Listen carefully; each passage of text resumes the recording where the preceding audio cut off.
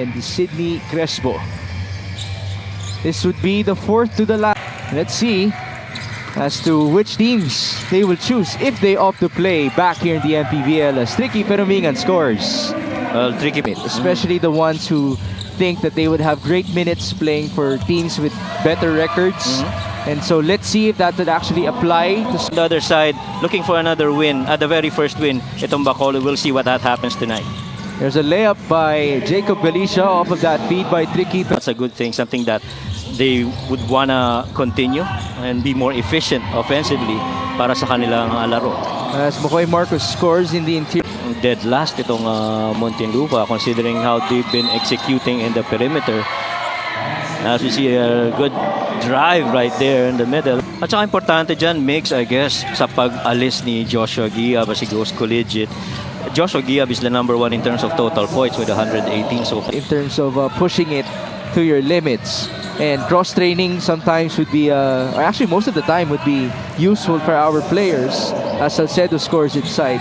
Because of his injuries, he tends to rest up. Correct. So kumbaga parang nagiging counterproductive yun sa kanya. And it kind of hinders his conditioning. He's actually switched more defensively. Kaya makita mo yung mga stats niya. It really kind of skews towards defensive. As you see a 3 right here by a Davey. Yeah, ICC Blue Hawks. That's of a very familiar school. Was that Flores? Yes, it was him. Yeah. Alfred Flores with the putback. Now it's Gabe Capascio. Up and under, nice move. Oh, a good decision. How about you? Yeah, I think the same, no? So yung field goal percentage 7 out of 20 versus 5 out of 17. Just dalawang field goal difference, which is not. You like a coach that does that in order to be able to make adjustments in season. And the important thing, I guess, is that the players are actually responding dito sa mga changes na to. De Leon and Arenal. 21-16. With a floor from the corner. No, that's good. It rolled. Mingan. Forward pass onto Danny Marilao. Head of steam. A layup for Danny Marilao. Well, in his face. Right. In Parañaque. Yes. Maybe not today, but we have a long way to go. That's a good putback by Joshua Giab. Offensive rebound. I'm gonna put that back in. And by the way, walang nakakagulat dun sa rebound na yun dahil si Josh ang #1 offensive rebounder din nila for this team. Pero cleared for takeoff, no? Yun na nga eh. I was ready. Sayang eh, no? I was ready for the commentary. To no avail as LA Casinilla scores. On the counter is Jasper Cuevas who almost traveled. That's 2 points. In that game. Muntinlupa's on the run. Makoy Marcos. That's a veteran move. Yeah. And you give that right side of the 30-22, 5 minutes done in the second. Nice escape by Warlo Batak. Man, I love that. Needing a teammate. 3-on-1 action. Batak all the way. He flies high and scores. To make that basket if ever wala yung mga options ng weak side. I wonder who that option will be when they leave. Yeah. As Makoy Marcos scores. Pretty comfortable rin sa poste, but then again, kailangan mo pa ng ibang tao that would do that for you. Danny Marilao, mid-range jumper. Now then again, from being a role player for multiple years here in the MPBL, Danny Marilao is now a scorer for Bacolod City. That's Bongay who converts. And a highlight reel, if I may say. Errol J. Bongay, by the way, is an assistant coach in JRU.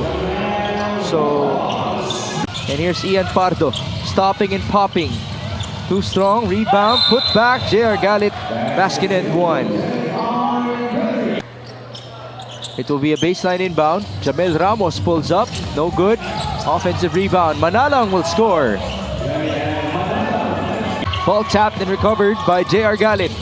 There's the pass. Danny Marilao with an easy gimme. Last 2 seconds. Stat of 1 and 10. As we thank you for joining us. Danny Marilao, no look feed onto Alfred Cedillo. At limelight as well in this match. Oh, now there's a steal. Jamel Ramos working with Tricky Perumingan. Back to Ramos for 2. Yan tingin ko ang strength nitong Bacolod. Backcourt. Is Damian Lillard. I knew it. Damian Lillard. But the nickname for him, as Dave Morales scores on the other end, emphasize that sense of urgency. Paalala ni Coach Mixon, nakakatatlong panalo pa lang tayo this season. Marami pa tayong tatrabahuan and they need to start here. Mixon, Coach Mike. Well, thank you, Sydney. And here's Muntinlupa. Jasper Cuevas. Try to go with a Pinoy step. There's the feed onto McCoy Marcos. Yeah, good pass right there. But Yeah. understanding na meron ka pang dalawang step to finish. Cedillo able to give the ball inside onto Jacob Galicia, who under 4 minutes remaining in the third. 5 on the shot clock. McCoy Marcos behind the back. He could have shot that ball, but still, it's a dime for him and 2 points for Bongay. From Joshua, Bongay has done good in covering for that spot. Jamel Ramos for 3. That's why he is called the Damien Lizard. Ralph Salcedo back to LA. Casinillo drives. Tough layup. No good. Rebound. McLean Sabelina. Ganda nung sequence na yon. Para they're very athletic. Galit in trouble. Almost a turnover. Casinillo fires. That's good. Casinillo talaga Working with Salcedo. Galit. That's his shot. There you go. And ultimately, we have a deadlock. Yep. Galit escapes and feeds. Pardo. Up top they go. LA Casinillo. Nice crossover. Casinillo all the way. Happy with how you ended the third quarter. You know, closing out and not making them get an attempt or a basket. And, you know, I was going to say earlier, pukpukan tong start ng... By McCoy Marcos. And here's the counter run. 2-on-1. Marcos. Up and under. Sorry, miss. Put back for Marge. Well, 4 more against their season average. Again, they're third to the last in the league in that category. Casinillo from downtown. Tama yung banggit mo kanina. Medyo ramdam ni Casinillo na...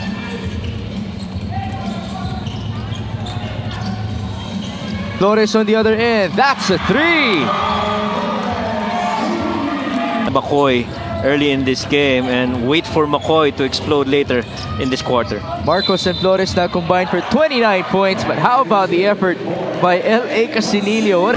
65-63, Gabe Capacio. On to McCoy Marcos. Down low, it's De Good Leon. cut. That is Capacio for 2 points. Dito sa Cagers, pero kailangan dumepensa rin ang Cagers. At the same time, ganun rin sa side ng Bacolod. That's Sabelina who converts.